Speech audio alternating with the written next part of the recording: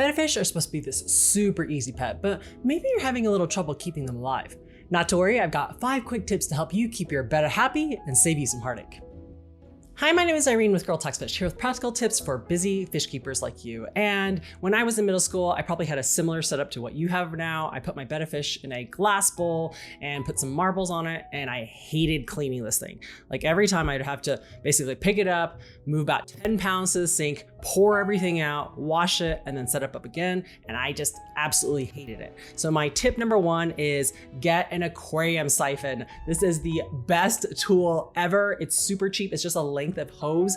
Honestly, I feel like every Betta fish aquarium kit should have one of these things, because all you do is basically this end is used to vacuum up the poop from the bowl. The other end goes into a bucket, which becomes full of dirty water, which you can dump out onto your plants, and then you can fill up that bucket with clean water and pour it into your aquarium to fill it up again. You never have to pick up your fish tank ever again.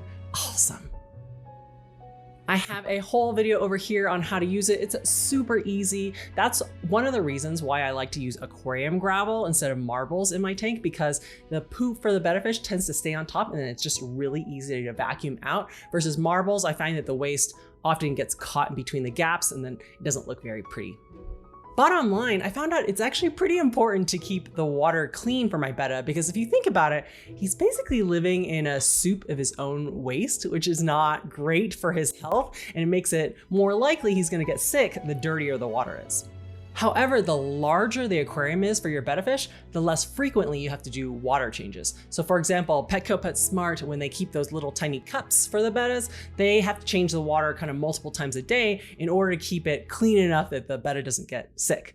Now, one of my first aquariums for a Betta fish was 3.5 gallons. And that one, without any aquarium plants in it, I basically had to clean it about once a week, versus a 5-gallon tank. Maybe I could go once every 2 weeks. And then a 10-gallon tank, if you didn't have any other fish in it at all, just the Betta, maybe once a month. So just something to think about. The second Betta I ever kept was actually an office pet. So for my first job, I basically didn't learn my lessons, still had him in a small container with marbles on it, but I never had run into this problem before where Bettas can die from being too cold.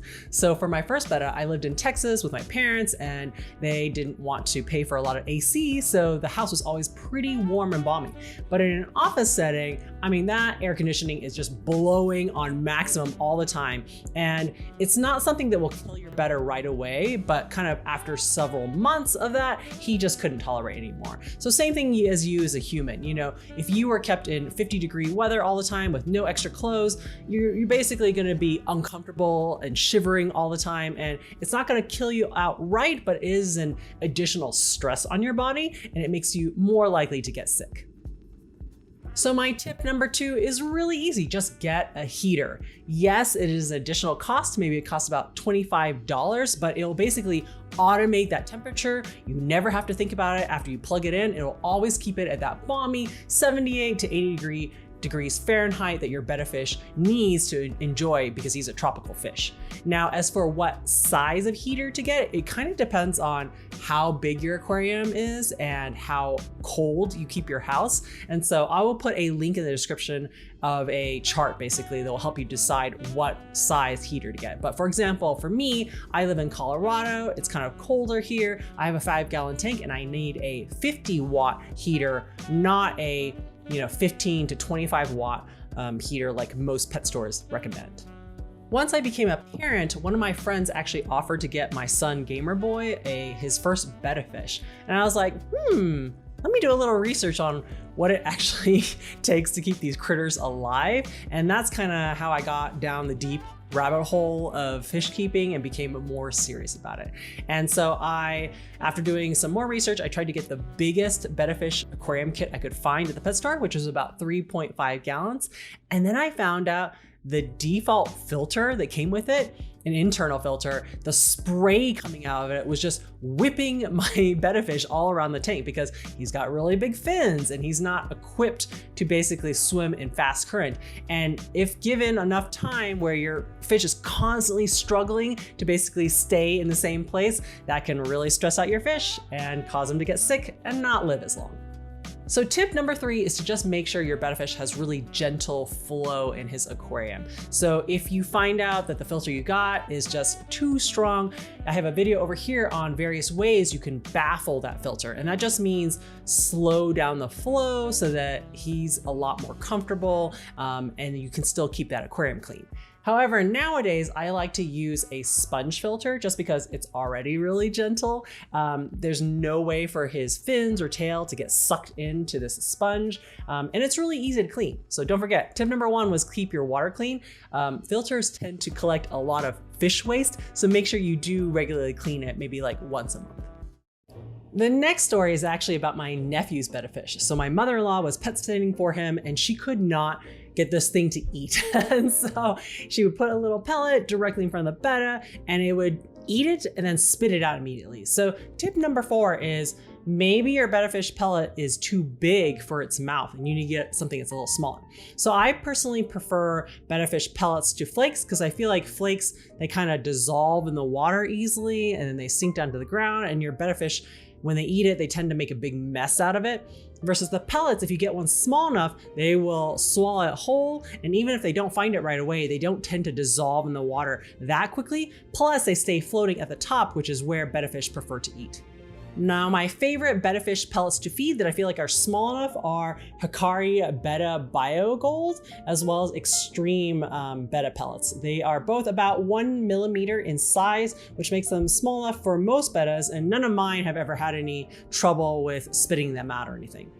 However, if you really want to go the extra mile, I would consider feeding a wide variety of foods, such as freeze-dried foods and frozen foods, because just like a human could technically survive on hamburgers all the time, you really want to have a wide variety of foods so that you make sure you get all the nutrients possible to live the best and most healthy life as possible. And that's what your betta fish needs as well. So you can check out this video over here for all the different kinds of foods that you can feed your betta, and it's really fun.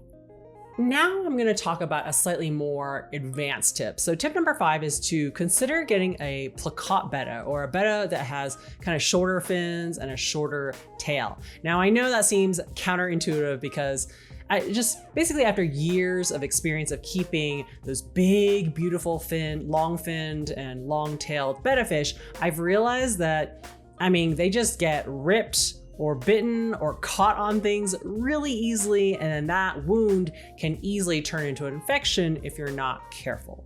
This also applies to maybe like the Dumbo ear bettas. They tend to, if you look at them, always have a rip on those pectoral fins because they're just so big and heavy. So in the past, I had Darth Vader and Soundwave both like to bite their tails, and it would grow back, and then they would decide, nope, I need another haircut. So that was a repeated pattern. And then Sonic, he was originally in this community tank with the platies, and he kept chasing them, but he would chase them so much that rips and tears would form in his fins. So that's why he's kind of living in his own bachelor tank right now, but just something to consider. Now, if you have followed all these tips and your betta fish has reached the ripe old age of 2, 3, 4 years old, congratulations. But I do have one final bonus tip to give you, which is, if you've ever had an old cat or dog, kind of near the end of their life, their fur starts getting kind of a little ratty, they sleep a lot, they're not really as energetic, maybe they have cloudy eyes from cataracts.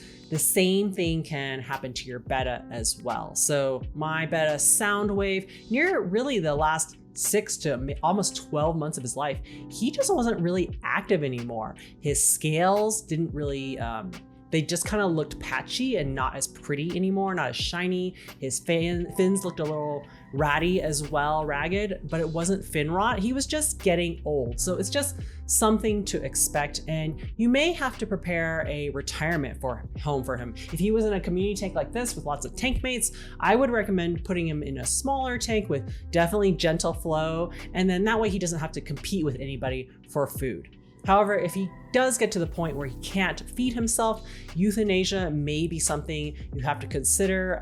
So there's plenty of articles online on how to do that, but I just wanted to give you fair warning about that. After years of keeping bettas, I can tell you it definitely gets easier and easier as time goes on. Kind of like being a first-time dog owner versus having owned multiple dogs, because you basically already have all the equipment and food, you know all the quirky behaviors they do, and then now you can spend kind of more time relaxing at the end of the day and enjoying your betta fish instead of worrying about it. Now, if you really want to take your betta fish aquarium to the next level, consider adding live aquarium plants. I know it seems tough, but they're really beautiful. They do help keep the water cleaner for you. And so I've got a whole tutorial over here on how to set up your first planted aquarium for your betta fish. Take time to enjoy your aquariums, and I'll see you in the next video.